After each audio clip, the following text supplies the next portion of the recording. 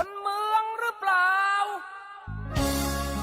ถ้าเป็นคนเมืองแล้วบ่อู้กับเมืองแล้วจะฮื้อไผมาอู้ซื่อสินทินล้านนาสัพเพเหระม่วนยันสันเล่ากับแอวชุติการเหล่าชัยสวทลำปาง FM 97 เมกะเฮิรตซ์054 224 556คนเมืองหรือเปล่าสวัสดีเจ้าสื่อสินทินล้านนามาแล้วเจ้ามาแล้วมาตั้งแต่ตะกี้นะเจ้าแต่ว่าเผอิญว่าต่างเพจ Facebook เนาะกับบ่ฮู้ว่าแชร์ในเรื่องของการถ่ายทอดมาได้ก็เลยเป็นที่มาที่ไปคุณผู้ฟังสมาชิกแฟนเพจก็เลยพอจ้าไปนอสุมาตัวนะสุมาคุณผู้ฟังที่ติดตามต่าง Facebook เนาะพะบงกลเป็นอยู่ไกลบ้านแล้วก็รับสัญญาณ FM 97 เมกะเฮิรตซ์มาได้ก็อาศัยฟังต่างเพจสวทลำปางมาแล้วเจ้าคุณผู้ฟังเจ้าขอบคุณช่างภูพิงเจ้าที่มาดูแลในเรื่องของFacebook Live ฮือในวันนี้เนาะก็บอกว่าระบบเป็นอีหยังนะสุมาคุณผู้ฟังตัวแต่ก็มาแล้วนะเจ้ามาพร้อมกับคุณภาพอากาศที่ถือว่าดีกว่าตะวาก็คือสีเหลืองนี่คืออากาศปานกลางนะเจ้าบาแบบมีผลกระทบต่อสุขภาพในช่วงที่ผ่านมาเนาะที่ผ่านมานี่โอ้สีส้มมีผลกระทบต่อสุขภาพพอวันนี้วันแรกของการวันจันทร์สีเหลืองเจ้าสีเหลืองคือสัญลักษณ์สีที่แทนก้าคุณภาพอากาศในระดับปานกลางนะเจ้าแต่จะใดก็ต้องสำรวจในเรื่องของพื้นที่ที่จะไปโดยว่ามีก๊าซฝุ่นละอองต่อใดนะเจ้าคุณผู้ฟังเจ้าเพื่อได้เตรียมตัวเตรียมพร้อมเนาะใส่หน้ากากป้องกันลดกิจกรรมนะเจ้าลดกิจกรรมกลางแจ้งที่ใช้เวลาเมินเนาะก็คือพยายามตัดตอนในเรื่องของการออกไปใช้ชีวิตต่างนอกบ้านนอกตัวอาคารถ้าจะออกนอกบ้านนอกตัวอาคารใส่หน้ากาก PM 2.5 ที่ป้องกันฝุ่น PM 2.5 นะโดยเฉพาะนะเจ้าเขาก็จะได้ช่วยกรองฝุ่นได้เจ้าทักทายสมาชิกแฟนเพจมาแล้วเจ้าคุณมนชนกอนันตวราสวัสดีเจ้าเข้ามาแล้วเนาะในการติดตามต่างไลฟ์สดนะเจ้าผ่านเพจของสวทลำปางเจ้ายุดเผายุดฝุ่นเพื่อคุณเพื่อเราสวัสดีคุณมนชนกอนันตวรากำลังรับชมอยู่เน็ตก็บ่ค่อยเสถียรตะใดนะวันนี้นะเจ้าต้องขอสุมาตัวเนอร์ภัยที่เข้ามาแล้วขอคือดูแลสุขภาพโดยเฉพาะกลุ่มเสี่ยงโรคภัยไข้เจ็บต่างๆเนาะในวันที่มีก๊าซฝุ่นละอองที่ถือว่าวันนี้นี่ถือว่าดีนะดีกว่าตะวันอย่างที่แอลบอกไปแต่ถ้าจะดียิ่งขึ้นก็คือของฮื้ออยู่ในระดับสีเขียวสีฟ้าเลยเนาะของฮื้อลำปางบ้านเฮามีอากาศดีๆมีต้องฟ้าใสๆฮื้อหมู่เฮากู้คนได้หายใจกันยุดเผายุดฝุ่นเพื่อคุณเพื่อเราสวทลำปางของเขาก็ขอร่วมเป็นส่วนหนึ่งในการประชาสัมพันธ์ในทุกพื้นที่ทั้ง13อำเภอของจังหวัดลำปางห้ามเผาเด็ดขาดถ้าเผานะเจ้าถ้าเผาเกิดหมอกควันมลพิษอย่างขึ้นมาปุ๊บเนี่ยแล้วเจ้าหน้าที่เป็นปุ๊บมีหลักฐานนี่นะถูกดำเนินคดีทันทีนะเจ้าถูกปรับถูกจับอย่างแน่นอนเพราะเป็นใจมาตรการต่างกฎหมายบังคับใจเนาะแล้วก็ประกาศห้ามเผาของจังหวัดลำปางเนี่ยมีไปจนถึงเดือนพฤษภาคมบุเลยนะเพราะฉะนั้นภัยที่ลักลอบจุดไฟเผาป่าเผาดอยเผาอะไรอย่างต่างๆบ่ได้ซักอย่างเจ้าจะอ้างว่าบ่ฮู้กฎหมายบ่หันมีภัยประกาศอะไรอย่างบ่ได้เด็ดขาดนะเจ้าเพราะเป็นประกาศมาตั้งเมินละในส่วนของจังหวัดลำปางเนาะว่าห้ามเผาเด็ดขาดต้องช่วยกันนะเจ้าช่วยกันแล้วบ้านเฮาเนี่ยก็จะปลอดฝุ่นเนาะปลอดมลพิษหมอกควันไฟป่านะเจ้าเอ็นดูเจ้าหน้าที่ที่เป็นทำงานเนาะตลอด24ชั่วโมงในชุดลาดตระเวนในช่วงที่เฮานอนหลับพักผ่อนคนแห่งกลุ่มหนึ่งก็ยังปฏิบัติหน้าที่อยู่นะเจ้าบนเขาบนม่อนดอยไหนก็บ่ฮู้นะคุณฟังเจ้าที่ไหนมีไฟไปก็จะเข้าไปดับเนาะในชุดดับไฟนะเจ้าก็หันใจเจ้าหน้าที่ตัวเนาะอยากฟังเพลงอะไรอย่างเอิ้นมาเจ้าที่054 224 5561 054 224 556อยากฟังเพลงอะไรอย่างที่เป็นบทเพลงกำเมืองนะเน้นว่าบทเพลงกำเมืองไผเป็นเศรษฐีขี้คุยอ่ะฟัง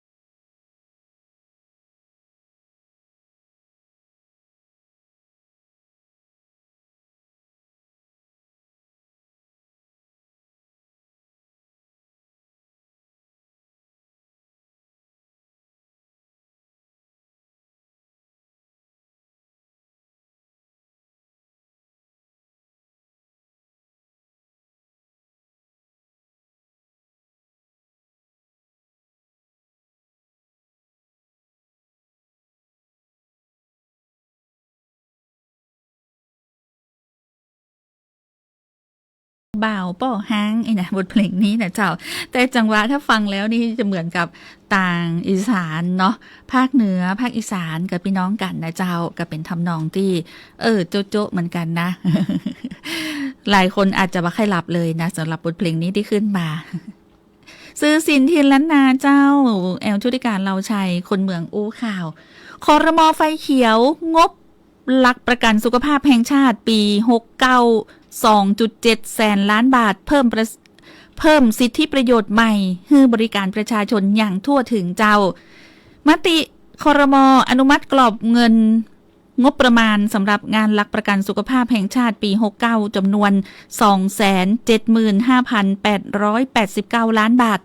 ซึ่งก็ประกอบด้วยงบกองทุนหลักประกันสุขภาพแห่งชาติ 272,583.33 ล้านบาทและก็งบบริหารงานของหลักและงบบริหารงานของสำนักงานหลักประกันสุขภาพแห่งชาติสปสช. 2,306.50 ล้านบาทเจ้าเพื่อให้พี่น้องประชาชนได้เข้าถึงบริการสาธารณสุขได้อย่างทั่วถึงและมีประสิทธิภาพโดยเพิ่มสิทธิประโยชน์ใหม่อย่างเช่นการเพิ่มบริการถ่ายภาพจอประสาทตาในกลุ่มผู้ป่วยเบาหวานการเพิ่มบริการผ้าอ้อมสำหรับผู้มีภาวะพึงพิงรวมไปถึงการบริการบำบัดและฟื้นฟูผู้ติดยาเสพติดในชุมชนและการเพิ่มรายการกล้าบริการสร้างเสริมสุขภาพและควบคุมป้องกันโรคบ่อติดต่อเรื้อรัง NCD เป็นต้นเจ้าอันนี้เป็นเกาะไฟเขียวก็คืออนุมัตินะเจ้าอนุมัติกรอบงบประมาณสำหรับงานหลักประกันสุขภาพปีงบประมาณ 2,569 2.7 แสนล้านบาทเจ้าคนเมืองอู้ข่าวบอกข่าวให้กับคุณผู้ฟังแฟนรายการสื่อสินทินล้านนาได้รับรู้รับทราบไปพร้อมๆกันเจ้าคนเมืองหรือเปล่า ถ้าเป็นคนเมืองแล้วบ่อู้กับเมืองแล้วจะฮื้อไผมาอู้ สื่อสินทินล้านนาสัพเพเหระม่วนยันสันเล่ากับแอวชุติการเหล่าชัยสวทลำปาง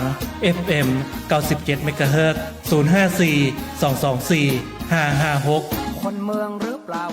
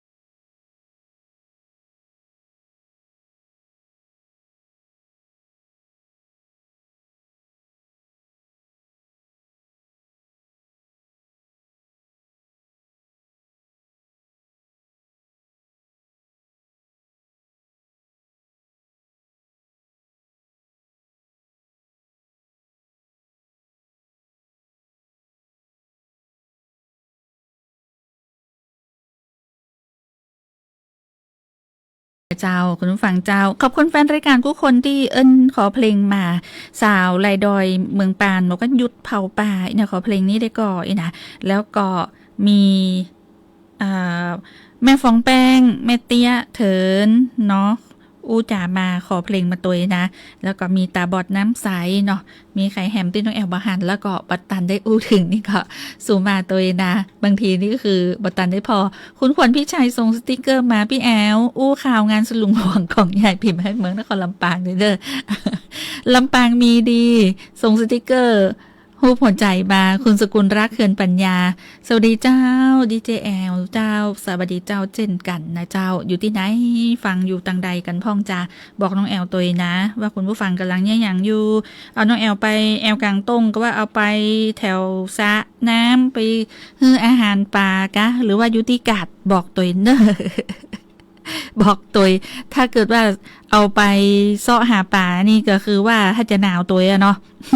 เพราะว่าจะอยู่น้ำเนาะแต่ถ้าไปอยู่กาดอีกเหมือนกับว่าได้ช่วยคุณผู้ฟังขายของตัวนะเนาะอยู่ข้างๆคุณผู้ฟังนะเฮงๆปังๆใครดีใครดีเนอะวันนี้นะภายที่อยู่ที่กาดเรียบร้อยแล้วนะหรือว่าภายกำลังจะปลูกผักปลูกไม้ก็ขอฮือผักไม้ที่ได้ยินเสียงน้องแอลเนี่ยป่งมานะปงอีกเหรอว่าผลิดอกนะก็คือผลผลิตดีนะลำพองสมัยก่อนที่จัดยังจำได้อยู่ในช่วงของไอดินกลิ่นทุ่งกะมีตังเสริมงามน่ะเป็นบอกว่านี่นะไอเปิดเสียงน้องแอลบัทัวฟังนะเนาะ ทัวลิสงว่าทัวดินอย่างกับบหัวทัวอย่างหัวป้าโทยน่ะมันตึงแบบว่าเขียวปื้อเลยได้นะอารมณ์ดีเนาะแกวนอูแต่เสียงมีพลังขนาดนั้นเราที่ทำคือต้นไม้ยิ้มในนะ ขอบคุณจัดนักเจ้า คุณผู้ฟังนี่กะหญิงมุกมาตลกเหมือนกันตลกนะเจ้า อู้ถึงนะช่วงนี้ก็ต้องหยุดเผาเนาะหยุดเผาเพื่อหมู่เห่ากู้คนนะเจ้าคุณสุชาติเตจ้าสวัสดีตอนบ่ายครับน้องแอลสวัสดีเจ้ามีใครแหมฮะลำปางมีดีนี่ตักไปแล้วเนาะคุณสกุลรักตักไปแล้วคุณขวัญพี่ชัยก็ตักแล้วนะภายที่บ่ได้ตักนี่ก็บ่ต้องได้อกมองใจนะบางทีน้องแอลก็ซ้อพอนี่บัดตันมันก็ข้อความมันเลื่อนไปแล้วนะสุมาตัวนะคุณผู้ฟังเจ้าเนาะอยู่ที่ไหนก็ฟังได้ภายที่ส่งสติ๊กเกอร์มานี่ตึงหูหมดเลยนะกินข้าวลำมีการถามว่าพี่เอากินข้าวกับยังข้าวตอนนี้วันนี้กินข้าวกับไข่ต้มแกนหนึ่งกับจิ้นทอดนะเจ้า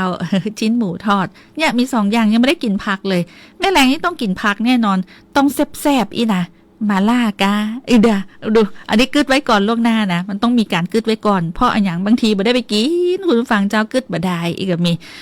เนี่ยการอย่างอื่นไปอยากก็ลืมไปอย่าน้องน้ำดำก็ว่ามาล่าก็ว่ามาล่าอย่างอันอย่างอีเนาะแม่แรงนี่ต้องแซ่บๆหรือว่าบางคนบอกต้มขาไก่กับพี่แอลนะเมนูอันยังเอาที่คุณผู้ฟังมักกันแล้วกันเป็นถึงว่าของกินลำอยู่ที่คนมักเนาะแฮมเรื่อง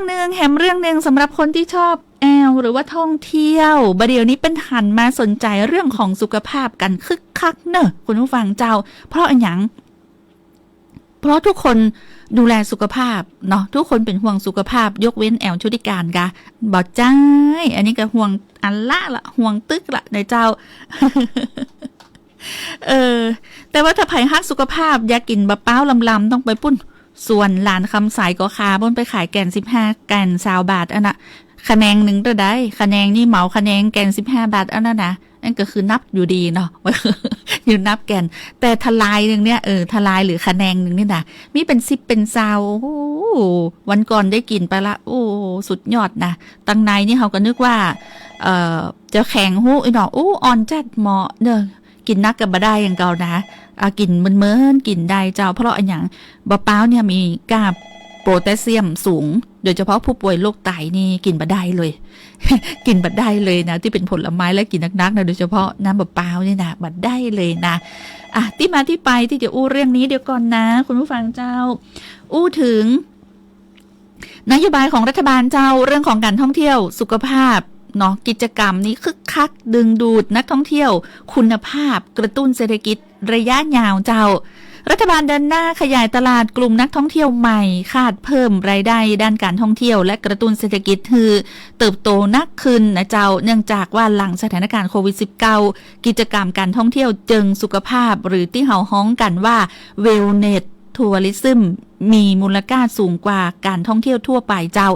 และก็มีแนวโน้มดึงดูดนักท่องเที่ยวที่มีกำลังซื้อสูงเข้ามาในไทยเพิ่มขึ้นขณะที่การท่องเที่ยวเชิงกิจกรรมอีเวนต์ทัวริซึมนะเจ้าก็ช่วยกระตุ้นการกระจายรายได้และขยายการเติบโตของเศรษฐกิจในระดับชุมชนได้นะเจ้าจากข้อมูลของกระทรวงการท่องเที่ยวและกีฬาพบว่าในปี 2567 ที่ผ่านมาประเทศไทยต้อนรับนักท่องเที่ยวต่างชาติรวม 35.54 ล้านคนเพิ่มขึ้น 26.27% เมื่อเทียบกับปีก่อนสร้างรายได้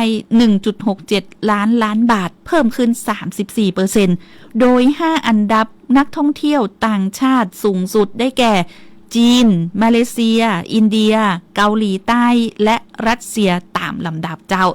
รัฐบาลก็มุ่งมั่นยกระดับอุตสาหกรรมการท่องเที่ยวไทยพร้อมทั้งเดินหน้าสร้างมาตรฐานระดับสากลเจ้าเพื่อให้ไทยเป็นจุดหมายปลายทางของนักท่องเที่ยวสร้างอนาคตที่มั่นคงและแข็งแกร่งในระยะยาวเจ้าไผก็อยากท่องเที่ยวเจิงสุขภาพเนาะเจ้าเพราะอันอย่างได้ทั้งความสุขอิ่มกายอิ่มใจคือได้ไปแอลได้กินของกินลำอีเนาะแล้วก็ได้ไปในบรรยากาศที่ดีต่อใจดีต่อสุขภาพอีนะอันนี้ก็ตึงขยักไปเหมือนกันนะเจ้าสำหรับการท่องเที่ยวเชิงสุขภาพนะตอนเนี้ยรัฐบาลก็ขยายตลาดกลุ่มนักท่องเที่ยวใหม่คาดว่าจะเพิ่มรายได้ด้านการท่องเที่ยวและกระตุ้นเศรษฐกิจคือเติบโตนักยิ่งขึ้นนะเจ้าติดตามต่อไปเดี๋ยวจะมาเล่าสู่กันฟังเพราะเป็นบอกว่ากิจกรรมเชิงสุขภาพเนี่ยคึกคักในช่วงนี้ดึงดูดนักท่องเที่ยวชาวต่างชาติได้นักขนาดที่เข้ามาบ้านเฮานะอันนี้สิ่งดีๆบอกต่อที่พี่น้องประชาชนคนไทยต้องฮู้ไปด้วยกันคุณผู้ฟังต้องฮู้น้องแอลก็ต้องฮู้เหมือนกันเจ้าเมืองหรือเปล่า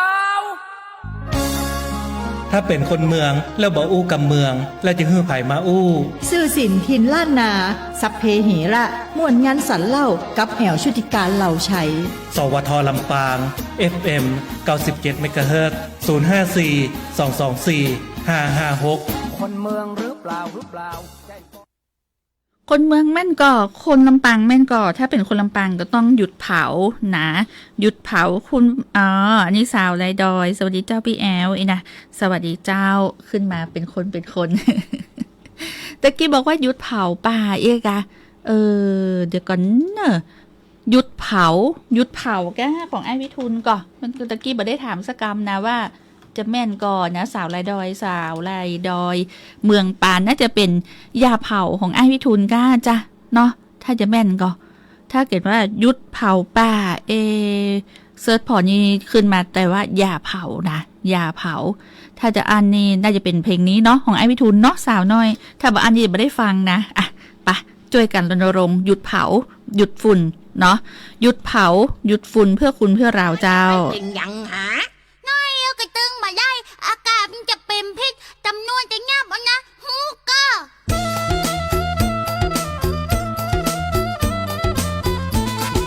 พี่น้องเฮาโปรดอย่าเผาสวนและป่าเศษพืชไรนาเศษเฟืองยานาไรสวนเข้าป่าไปเผาทำลายพืชทั้งมวลมันไม่ควรอย่าเผาป่าเผานาเลยโอ้ไอ้คำแลนเผาป้าจะยังนะฮะโอ้ไอ้เผาบ้าไม่ใช่เผาบ้านไผ่หรอที่ไอ้เผาเนี่ยนะไอ้ช่วยเหลือพี่น้องบ้านเฮานะบ่เผาได้อย่างใดพักหวานกะเฮ็ดหอบกะที่สู่กินถึงวันเนี่ยมันก็มาจากการเผาป่าเนี่ยเพิ่มนะมีแผลสัตว์ป่าบุญสดออกมาให้เฮาได้กินโดยไอ้คำแลนหูก็มันผิดกฎหมายนะปลายบาปออากาศมันเป็นปิดเกี่ยวกับระบบทางเดินหายใจเป็นหมอกเป็นควันดีบดีนะไอ้คำแลนจะโดนยับติดคอกติดขังเพราะหวังแต่กินเนี่ยเนอะถ้าอย่างนั้นคนตายก็บ่ต้องเผากะคือมันเหม็นบึ้งกับบ้านกับเมืองหั่นมาเผาก็เผาเขาจะเผาไอ้คำแลนมาเดียวนี่มาไอ้ยังบ่ตายได้หรอ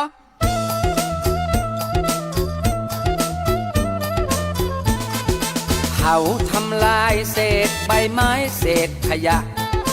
จดจำไว้นะผิดอาญาข้อกฎหมายปรับ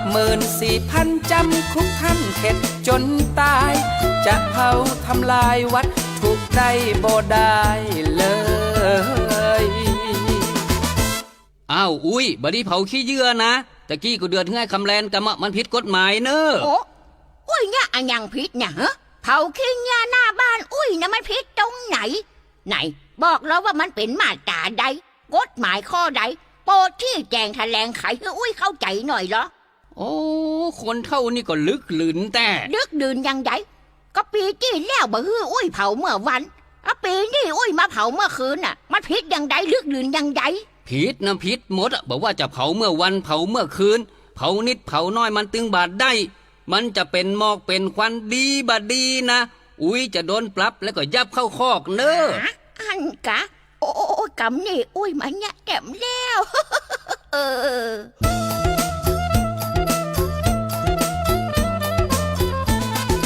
หมอกและวันสิ่งเหล่านั้นคือความผิดเกิดมลพิษหายใจติดอันตรายเกิดฝุ่นละอองเฮาพี่น้องสูดเข้าไปผู้ป่วยทางเดินหายใจไม่ใช่ใครอาจเป็นเฮา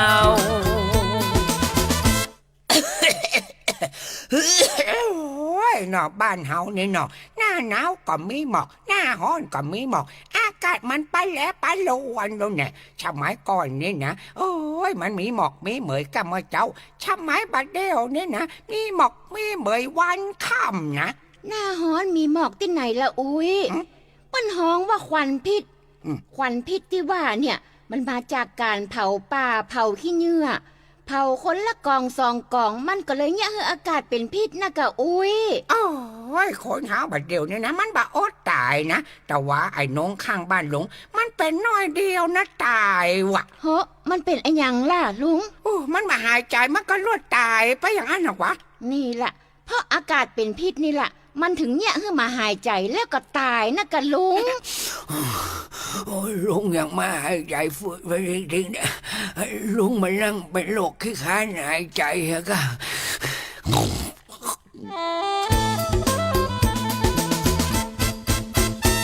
มีโดยการโรคขี้ค้านหายใจมีแต่คนกลัวตายกันนะเพราะว่าอย่างเพราะว่ามลพิษหมอกควันที่มีผลกระทบต่อสุขภาพเนี่ยก็จะส่งผลกระทบต่อสุขภาพของเฮาเนาะโดยเฉพาะกลุ่มเสี่ยงโรคภัยไข้เจ็บต่างๆนะเจ้าอันนี้เป็นห่วงเต้นเดอเนาะลดกิจกรรมกลางแจ้งในที่โล่งแจ้งลงด้วยนะแล้วก็บ่จำเป็นก็บ่ต้องออกบ้านเมินนะไปกำเดียวปุ๊บปั๊บก็ขึ้นเข้าบ้าน ให้เข้าใจฟังปิกบ้านอยู่บ้านก็ปิดประตูหน้าต่างเนาะบ่ฮือควันอย่างเข้าไปในบ้านเฮาได้นะช่วงนี้ต้องรณรงค์กันอย่างเข้มข้นเนาะมาตรการทุกมาตรการที่ออกมาใช้เนี่ยก็เพื่อลำปางบ้านเฮาเจ้าจะได้มีอากาศดีๆหันก็ช่วงนี้อย่างวันเนี้ยวันติดที่ผ่านมาหมายถึงว่าติดที่ผ่านมาเนี่ยสีส้มเริ่มมีผลกระทบต่อสุขภาพพอเจ้าวันเนี้ยคุณภาพอากาศจากการรายงานประจำวันนะเจ้าของจังหวัดลำปางโดยสำนักงานสาธารณสุขจังหวัดลำปางเนี่ยเป็นจะขึ้นอินโฟทุกวันนะเจ้าว่าคุณภาพอากาศ24ชั่วโมงของเฮาเนี่ยจากแอร์โฟไทยที่เป็นมีการรายงานประจำวันเนี่ยวันนี้สีเหลืองเนี่ยอย่างก่อถ้าเฮาช่วยกันเนาะบ่มีหมอกบ่มีควันบ่ลักลอบจุดไฟเผาป่าเผาดอยเผาขี้เงี้ยเผาที่ไร่ที่นาที่สวนเนี่ยก็จะดีขึ้นที่บดีสีฟ้าเลยนะต้องฟ้าใสสะอาดเลยนะถ้าเฮาบ่เผาอย่างลำปางบ้านเฮาเนาะไม่ได้กับโอ้ย PM 2.5 PM 2.5 เนาะบางคนฟังจนปอก้ายนะตึงวันฟังจนปอก้ายเอาเตือนนะฟังน้องแอลตึงวันเนี่ยเฮาจะได้บอกโอ้ก็น้องแอลบอกว่าห้ามเผาบ่ได้อีนะบางคนกะจะจะจิขี้เงี้ยที่ตัวเก่าจงขวางอยู่หั่นนี่เนาะเอาหอมไว้สารเสวียนรอบต้นไม้เจ้าแล้วก็เอาขี้เงียใบไม้ที่คนมันเนี่ยที่กวาดใบไม้ตึงวันนี่นะเอาไปใส่ไว้ที่หั่นนะเจ้าเอาไปใส่ที่เสวียนหั่นไว้ทำปุ๋ยเพิ่มผลผลิตที่ตัวเก่านะลดต้นทุนด้วยตัวตะกี้จากตู้หัวจ้างนะตู้หัวจ้างบอกว่าขอฟังเพลงผมบ่ฮู้ผมอยู่ตรงถ้าเรื่องของหยุดเผาหยุดฝุ่นเพื่อคุณเพื่อเรา ที่เป็นเคาะประตูบ้านทุกหน่วยงานที่บูรณาการอย่างเจิงรุกในตอนนี้ยังสปท.ลำปางกับประชาสัมพันธ์อย่างต่อเนื่องเจิงรุกเหมือนกันที่จะเอิ้นบอกพี่น้องประชาชนห้ามเผานะเสียดายสตังค์นะโอ้ยกล้าที่เป็นจะจับจะปรับเนี่ยโอ้บักกุ้มกล้าเลยเนาะจะมาจับโดนจับเพราะว่าโอ้ยจุดขี้เงียบ้านฮอนน้อยบัดได้แล้วก็ลามไปบ้านปุ้นมันเพบัดได้เจ้าเพราะว่าเขาเป็นต้นเหตุเนาะอันนี้ก็เอิ้นบอกกันตึงวันน้องแอลตึงบักใกล้นะที่จะอู้เรื่องเนี้ยว่าห้ามเผาเด็ดขาดห้ามเผาเน้นย้ำเน้นย้ำคุณผู้ฟังเนี่ยเพราะเป็นเอาแตะเจอแตะถ้าเจอเนาะมีหลักฐานถูกดำเนินคดีแตะนะคุณผู้ฟังเจ้าแล้วจะบอกว่าบ่ฮู้บ่หันมีไผบอกไผกล่าวอ้างกับบ่ได้นะก็บ่หันป้อหลวงประกาศดูบ่ได้จะไปโทษป้อหลวงจะไปโทษเสียงตามสายในหมู่บ้านห่อกระจายข่าวมวลหมู่บ้านบ่ได้เพราะมันจะเอิ้นเพราะอันหยังที่อู้ได้เต็มปากก็คือเวลาน้องแอมปิกบ้านเนี่ยโอ้ยป้อหลวงนี่เป็นจะประกาศเลยว่าอย่างอีห้ามเผาเนินอย่างนั้นอีประกาศตลอดจะบอกว่าผมบ่ฮู้กับผมเลี้ยงวัวอยู่ต้มพุ่นบ่ได้นะต้องฮู้นะเจ้าถือว่าท่านฮู้เพราะเขาอยู่ภายใต้กฎกติกาเดียวกันกฎหมายเดียวกันนะเจ้าจะอ้างว่าบ่ฮู้เหมือนกับเพลงนี้ว่าผมบ่ฮู้ผมอยู่ต้มของไอ้หนุ่มห้อมดอยบ่ได้เนอวันนี้ลาไปก่อนสวัสดีเจ้าอาจจะบ่จบนะวันพุธไปฟังใหม่เนาะสวัสดีเจ้า